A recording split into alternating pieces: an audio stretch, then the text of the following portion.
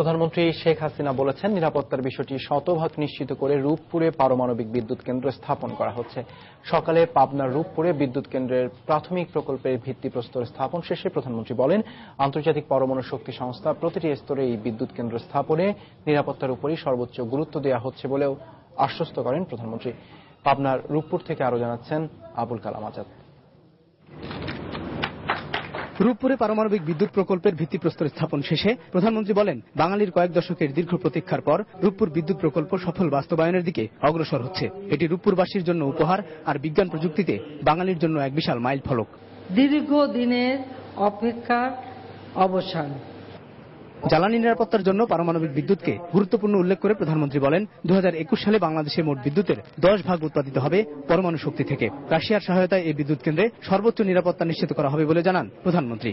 পারমাণবিক নিরাপত্তা, এটার উপর আমাদের সরকার সবচেয়ে গুরুত্ব দিয়েছে এবং এই নিরাপত্তা নিশ্চিত করতে আমরা আন্তর্জাতিক পরমাণু শক্তি সংস্থা IAEA এর গাইডলাইন অক্ষরে অক্ষরে অনুসরণ করেছি এবং আমরা বাংলাদেশ পরমাণু শক্তি নিয়ন্ত্রণ আইন প্রণয়ন করেছি এবং একটি স্বাধীন পরমাণু শক্তি নিয়ন্ত্রণ কর্তৃপক্ষ আমরা প্রতিষ্ঠা করেছি।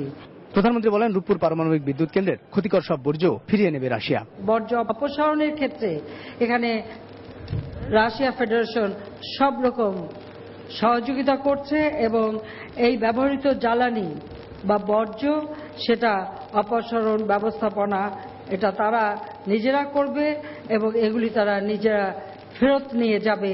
এটা আমাদের দেশে কোনো ক্ষতি করবে না, সেটাও রাশিয়া ফেডারেশন নিশ্চিত করেছে। অনুষ্ঠানে আন্তর্জাতিক আণবিক শক্তি সংস্থার প্রতিনিধি, বিজ্ঞান প্রযুক্তি প্রতিমন্ত্রী ও রাশিয়ার সাবেক প্রধানমন্ত্রী ও রোসাটমের মহাপরিচালক সার্গেই কিরিয়েনকো বক্তব্য রাখেন। এ সময় পারমাণবিক বিদ্যুৎ প্রকল্পে বাংলাদেশের অগ্রগতিকে সন্তোষজনক বলে উল্লেখ করেছে আন্তর্জাতিক আণবিক শক্তি সংস্থা IAEA। একটি পারমাণবিক বিদ্যুৎ কেন্দ্র স্থাপনের জন্য 50 বছরেরও বেশি সময় আগে রূপপুরের এই জায়গাটি নির্ধারণ করা হয়েছিল।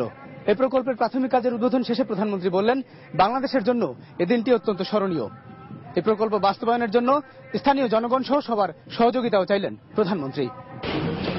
এর আগে সকালে রূপপুর বিদ্যুৎ কেন্দ্রের নকশা প্রণয়নের জন্য রোসাটমের কোম্পানি অ্যাটমস্ট্রো এক্সপোর্টের সাথে পরমাণু শক্তি কমিশনের $265 মিলিয়ন একটি চুক্তি স্বাক্ষর হয়।